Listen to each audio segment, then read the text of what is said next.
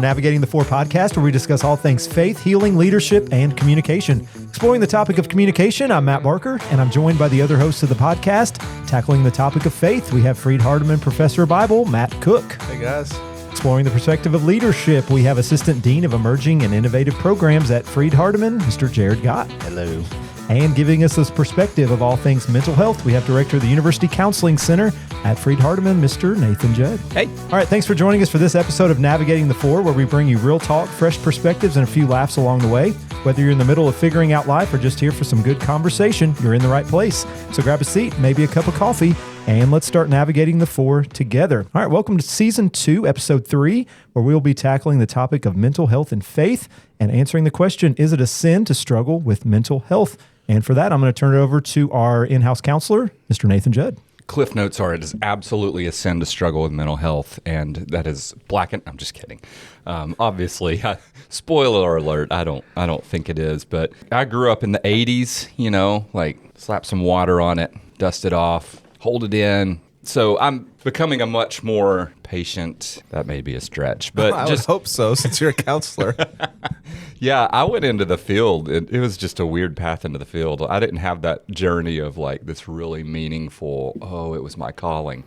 But getting there, it's definitely helped me to grow in my own mental health. But I'm just curious to get a little bit of a conversation started about this. And it's being discussed more among religious and spiritual communities, I think. But I am curious, what did you guys grow up hearing about faith, about mental health, and how those coincide together? So I don't know that I really heard a lot, period, about mental health growing up. Now, you just asked the question like mental health and faith. I'm going to go ahead and say zero on that part, right? Like, I don't think I ever heard those two sort of combined. I mean, I heard conversations of this person has a lot of stress. This person has a lot of anxiety. They're, dealing with some stuff in the context of like they're struggling, but never like a productive conversation, right, about mental health and faith, and really not a lot of productive conversations about mental health in general. Like you said, I mean, growing up, I was born in 85, so I was in school all during the 90s.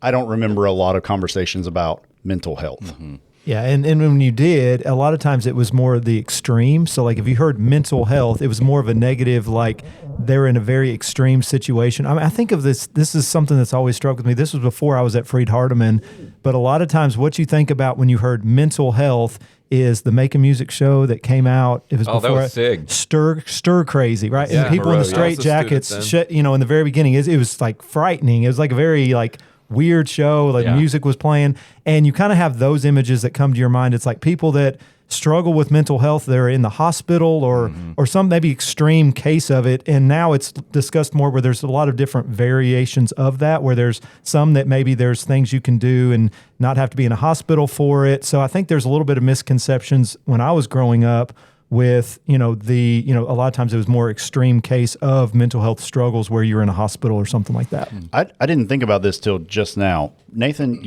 I assume you might know the answer to this. Was there a university counseling center while we were students? Oh, wow. So I don't know if I know the answer to that. I don't think there was. I don't think I don't so remember either. there being I don't remember one. I think the teachers in the counseling department kind of Got did it. a lot of the work. I remember sending somebody to talk to a teacher of mine. Right. And, but I don't think the UCC was there. I'd never really thought about that till this That's second. really interesting you bring up that Make a Music show. I was a student then. Were you here yet for that one? No, that was before me. And I hadn't thought about that in years, but I actually there was a family, and there were 2 or 3 brothers who were on campus. One of them struggled with some significant mental illness issues at times, right? And in the past, he'd really struggled, and they were super, super offended by that show. And I remember thinking that may have been one of the first times I thought, oh wait, there are real people who are functioning normally in my life, and I know them, who this has impacted in significant ways. I grew up in West Virginia in the hills, and so a little more rough and tumble, very much so like slap a Band-Aid on it, get over it. And it never really reached awareness, especially in church contexts. Like it didn't reach your awareness until, like Matt Barker said, it got really significant. And someone had to go to a hospital or someone self-harmed, right? And so or a marriage was falling apart, and all of a sudden it's like, okay, you kind of knew something was going on. Other than that, you tended to think, just being honest about I was born in December of 80. I don't know why I say December. It makes me feel a little later in 1980. Oh, yeah, you're younger, definitely right? 81. Yeah, almost 81. We just viewed people who probably now we would be more compassionate towards. It's just weird. Like they were weird, and we weren't thinking more about mental health and.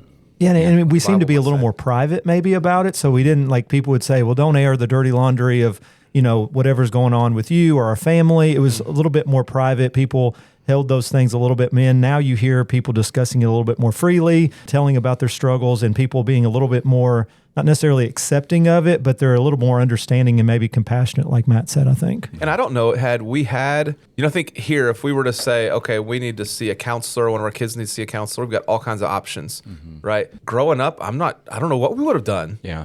Where I'm from, who we would have seen.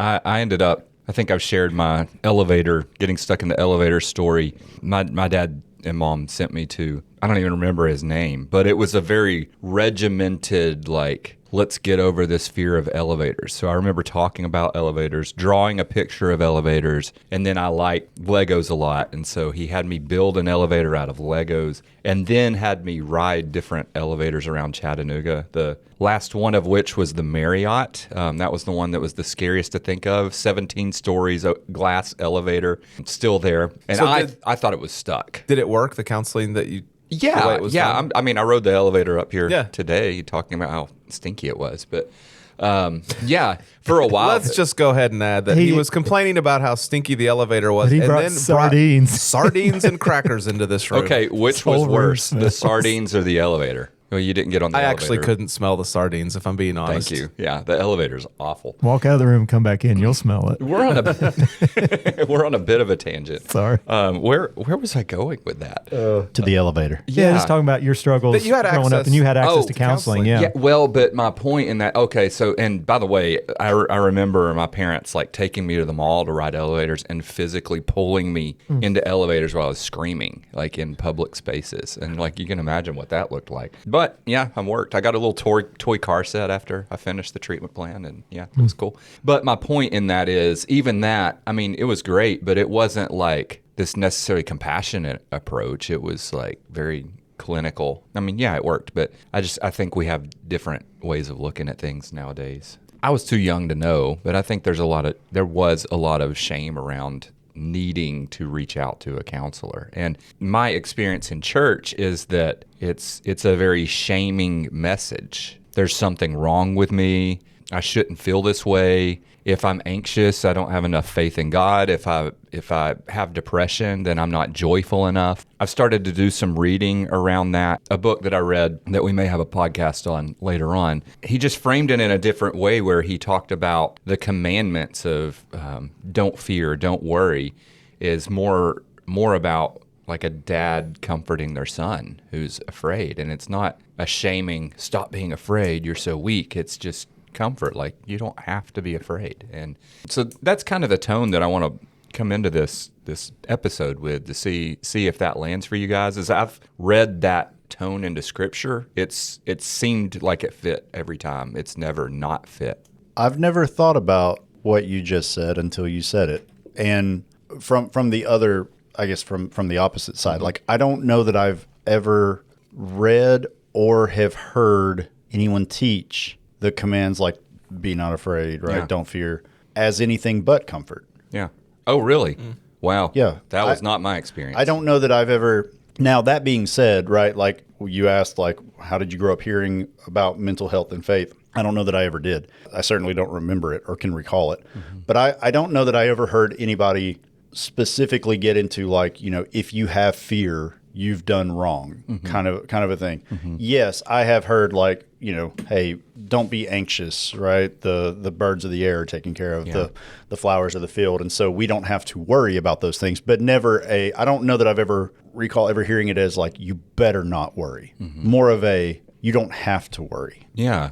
I mean, I'm glad you had that experience. That wasn't my experience. Sure, right. I'm not saying that's universal. Certainly, that's just how I think I've always thought about this. I remember I spoke about this in chapel one time, but the story about the storm at the sea, and in my mind, Jesus rebuked them for being afraid, and that's not what Scripture says. Actually, it says he rebuked the winds and the waves. Right. And then 2 different accounts that I'm thinking of. One, he said, "Oh, you of little faith," and the other one, he said, "You who have no faith." There's some subtle differences in there too, but more comforting to them. But in my mind, I remembered it being, he rebuked them, and it's not what it said. But that's what I was taught growing up. Matt Cook, curious if just thinking about weakness and brokenness in Scripture, and if anything rises to the surface for you, is just thinking about that. I mean, my first instinct is to just think about the Psalms, right? How many times might someone say to one of the psalmists, "Oh, toughen up a little bit, get over it." Yeah. But they are very honest. Their grief and their frustration and their anger and their brokenness to God in the Psalms. Obviously, David would fall into those categories. I think about Hannah, like her brokenness over infertility. Boy, that's pretty serious stuff. And then even the prime example, the one that everybody thinks about, is Elijah gets so discouraged and depressed that he asks God to take his life.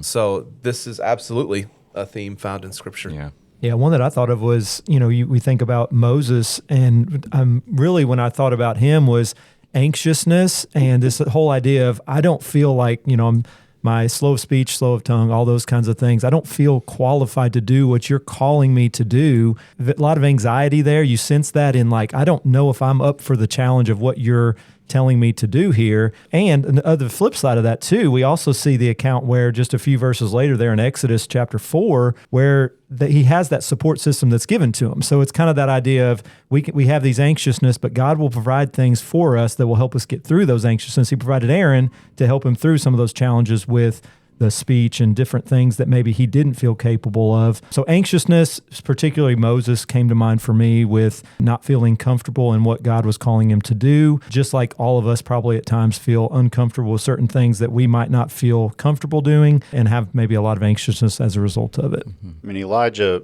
was my default. That's the one, like you said, that I immediately thought of. I also thought of Peter, right? Because you see kind of this whole journey of him being by Jesus' side up until the denial, right? And then kind of the next picture we see or account we see of Peter is him going back to just what he knows, right? What's familiar. He's fishing again.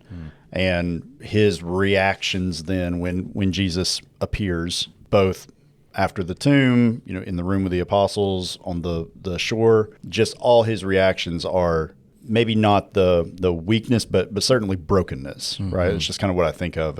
You had this whole time with Jesus, and then you do the denial piece and just the brokenness we kind of see after that. I wonder I don't think I've ever thought about this until now, what Paul went through. And he lists it in 2 Corinthians 11. How much of that would we classify as trauma today? I mean, you've got danger at sea, danger from false brothers, and toil and hardship. How many times, let's say 3 times shipwrecked, stoning, countless beatings, often near death. 5 times I received at the hands of the Jews, the 40 lashes less 1. Shipwrecked 3 times, adrift at sea. And then he adds, apart from other things, there's the daily pressure on me of my anxiety for all the churches. He's planted all these churches. He's got baby churches all over the Mediterranean. Do you think he ever was sleepless at night? And I even think about our church leaders. I know I've heard my elders say there are certain issues that leaves them sleepless. And I don't know if we call it clinical anxiety, right? But it's still some sort of struggle that's causing us to be anxious and lose sleep. Definitely could be. I like that as we're thinking about all of this because, I'm coming in through the lens of picturing the congregation, but a lot of times the leadership is struggling and feels like they're not allowed to struggle because they have to be there for everybody else. And good segue. So how have you guys seen or experienced the church responding to people who struggle with mental health? I think, as we already talked about, perhaps the way that I've seen it handled poorly is just by ignoring it or being dismissive and kind of rolling your eyes at the people who have consistent struggles. Yeah. And we used to joke when we lived in Peru. Somebody told us about this. Every church has those people, those special people who are going to monopolize your time. And I wonder how many of those people actually have something else going on from a mental illness perspective. But we always joked that they needed a shirt. You wanted to see them coming that said EGR, extra grace required. I don't know. Don't we wish some of our students wore those? They're coming before they get to you. And I think now, I wonder how many of those EGRs there's something going on here with mental health, and we joke and we try to avoid, or at the same, I don't know.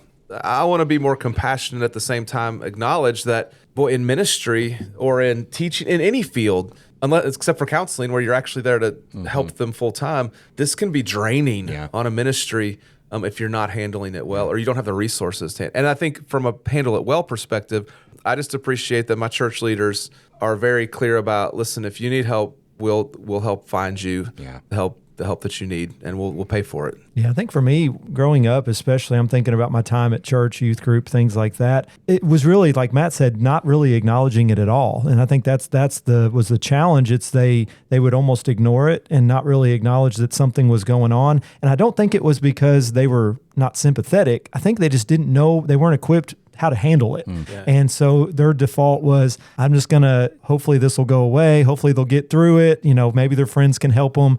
But maybe the ministry staff or whatever really didn't do much about it. And it could be because they just didn't really know the best way to handle it, and they didn't feel equipped to do it, and they didn't want to tell them something wrong. And so a lot of times it was just, they just didn't do anything. And I think that was probably true, not just my experience, but other churches as well, because like we talked about before, we didn't have maybe all these resources available where we had a lot of people we could talk to and get kind of, people like Nathan Judd say, hey, what's the best way to handle this situation? I don't feel comfortable at all with this. Just like teaching classes now, if a student comes to me, I'm going to be like, can try my best to help you, but I think the University Counseling Center is probably the place that you need to go because they're more equipped to help you. But back when I was growing up, I don't know if there was really a lot of resources to send them to. So really just the church's response was not really much of a response at all, at least from my experience. And I think it was mainly because they didn't feel equipped to handle it. Mm-hmm. I think I've seen so many more speakers and churches and et cetera proactively talking about mental health, like in the last 5 to 10 years. I was going to say now. I would agree. Yeah. And so I think that is one in the column of handling it well, right? Just sort of putting the tiger on the table and we'll talk through it, and it doesn't have to be this whole taboo thing. I think on the it's been handled poorly side though, and I'm even going to speak to myself, right? It's just kind of a trying to get in the right mindset of how to help. Because when I first encountered, like, I'm dealing with individuals who have something going on with their mental health, right? So often I think of it in the same way that I think of physical health, right? Hey, my throat hurts, right? Okay, we go to the doctor, they run the test, you have strep, here is the medicine, you get better, right? And if you don't get better, then we escalate the treatments and everything like that. Whereas, working with students in different things, hey, I have something going on with my mental health, and I'm seeing a counselor.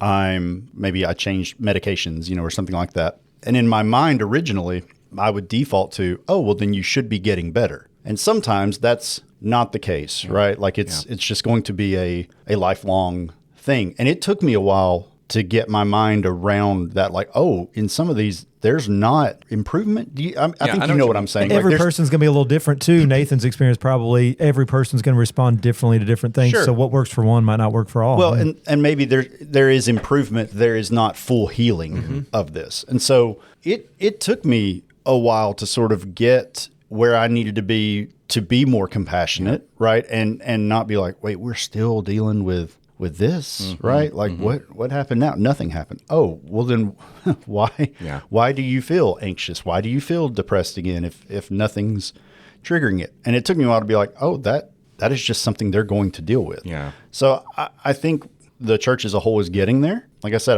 I think there's been a lot more open conversations about it, but it's required some mental switching, cultural understanding for a lot of people. So let me ask you, Nathan, I'm guessing I can think of my growing up years of a couple people in church who, and again, I know this is I say inappropriate language. In the field of mental health, this is inappropriate. It's not, when I was a teenager, it's like, man, they're crazy. Yeah. You know what I mean? And there was one guy in particular, and I look back now and I don't know what his diagnosis was, schizophrenia, maybe something like that. But he would, once or twice a year, speak up publicly and just say something off the wall, and everybody knew like there was something going on. Now, I'm guessing he had some sort of medical care. I think he was a veteran, right? So I'm sure he received, and he was on some medicines. It came across to a teenager as, man, that's the crazy guy back there. How can churches minister to that kind of person that it's an ongoing issue? Like Jared just said, it's not going to go away. Yeah. right? It's going to be medicated, but this person is going to be a special person among us for a long time and may have struggles with their faith where they're going to be in and out of church. How do we help that person? Can't go wrong, I think, with saying how would Jesus interact with that individual. I mean, I don't have a blanket answer for you, because there are situations that, I'm not saying this guy, but like I don't want to tell people to run into a situation that's not going to be safe. But not all those situations are unsafe. They're just uncomfortable. And I think just reminding ourselves that these are human beings, that, they've got parents who cared about them or didn't care about them. I mean, either way, like that's kind of touching, but looking at them as human beings and saying, how can I love them? And as a teenager too, it's like I didn't have the skill set. And so my beliefs about that are getting passed down to me, like how people above me are responding. And so I think modeling for the younger generations, like, yeah, he's got some struggles. He was a veteran, and here's what that does to the nervous system. And there's no telling what he's struggling with. Imagine being in his shoes. And so, yeah. I think it too. I mean, piggybacking off that a little bit, yesterday in church was a good example of this, and the way that the leadership, whether that's the preacher or elders, acknowledge whatever's going on with a person and kind of explaining it a little bit to the people in the audience is always helpful. We had someone, won't give any specific names, but there we had about 3 or 4 responses yesterday. One of those was just struggling with my mental health, right? And the way that our preacher dealt with that was he said, I do know this is not because you haven't prayed about it. I do know this is not because you haven't read your Bible enough. And he went through all the different things that people typically think is something that would be helpful advice to someone maybe struggling with that. And he said, I know that's not you. Yeah, I know that's not what you're dealing with. He said, but I do know that, we're all here to help you in any way that we can, and went through a whole list of things that we as a church family can do to help those people. So I think part of that too, as a church leadership, it's acknowledging that this is not just some weird thing. This is something that everybody struggles with at some point, trauma, whatever it is. And we need to acknowledge that it's there, but also say, we're willing to help you in any way that we can. And we're not going to make it go away, because that's going to be something that takes time, but we're going to be here to help you along the way and do whatever we can to help you. So I appreciated that with, at least at our church, and that maybe that's something that other churches' leadership could acknowledge it, but also kind of give some helpful advice and not those standard responses that sometimes aren't very helpful. I think a lot of times people feel the urge to throw scripture to put a Band-Aid on this and make them feel better. And I'm picturing too, like when people would go forward, a lot of times that can be going forward at church, for those who may not understand that wording. But responding to an altar call. There you would be go. Similar yeah, thanks. Language. It's like, oh my goodness, what did they do? Did you see this person? And just, again, let's recognize that these are people and they're going forward with a struggle and being vulnerable. And it's not about figuring out what it is. It's, loving them, embracing them as they're coming back.